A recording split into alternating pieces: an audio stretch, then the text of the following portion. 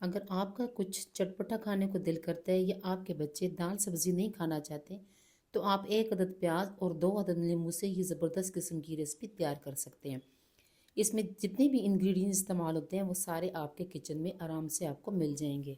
तो आए आज की रेसिपी स्टार्ट करते हैं और ये रेसिपी हमारी ज़बरदस्त किस्म की अचार की है। बिस्मिल्लाहिर्रहमानिर्रहीम। सबसे पहले आपने एक अदद प्याज ले लेना है। अच्छा, प्याज आपने जो है वो बिल्कुल बारीक और लच्छेदार काटना है, ठीक है, इस तरह बिल्कुल बारीक। इसको धोना बिल्कुल नहीं है आपने, बस जिस तरीके से मेरे स्टेप होंगे आप लोगों ने बस उसी तरीके से अपने स्टेप भी करने हैं। ये देखें, बिल्कुल इस तरह पतला पतला करके आपने अपना सारा प्याज जो है वो काट लेना है।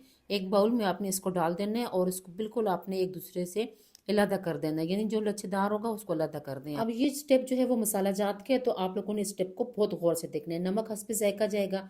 1 चम्मच यहाँ पर मैंने कश्मीरी लाल मिर्च वो डाल दी है। आधी चम्मच मैंने चिली फ्लेक ले लिए, आप लोगों ने अपने टेस्ट के अकॉर्डिंग ले लेनी है, नमक भी और चिली फ्लेक भी। फिर 1 चम्मच इसमें आपने भर के सौंफ डाल देने। अच्छा, राई दाना जो है वो आधी चम्मच मैंने ग्राइंड कर ली है और 1 चम्मच जो है वो भर के पूरी साबुत डाल दी थी, ठीक है। राई दाने से ये होता है कि अचार का टेस्ट बहुत ही अच्छा आता है और जल्दी इसको जो है वो गला देते हैं। 1 चम्मच आपने यहाँ पर कलवंजी का डाल देना है, कलवंजी भी इसमें मस्ट है। 1 चम्मच यहाँ पर मैंने तिल डाल दिए, तिल के साथ भी इसका टेस्ट बहुत अच्छा आएगा। 1 चम्मच आपने इसमें चाट मसाला ऐड कर देना है। अब जनाब बारी आ जाती है सिरके की, तो सिरका मैंने सिर्फ और सिर्फ 2 टेबल स्पून लिया है, क्योंकि इसमें नींबू भी जाएंगे तो राई दाना भी है तो ये ज़्यादा खट्टा हो जाएगा। 1 से 2 आपने हरी मिर्च काट के बीज निकाल के वो भी डाल दें। अब बारी आ जाती है नींबू की, तो नींबू आपने भी हस्बे ज़ायका ले लेना है। मैंने यहाँ पर सिर्फ 2 नींबू जो है वो 1 अदद प्याज में डाल दिए।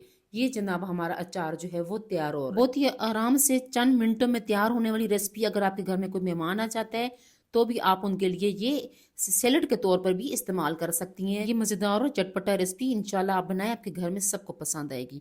नींबू आपने इसके ऊपर निचोड़ देना है, फिर सारे जितने भी आपने इसमें मसाले डाले हैं प्याज के साथ आप उनको अच्छी तरीके से मिक्स कर लेना है।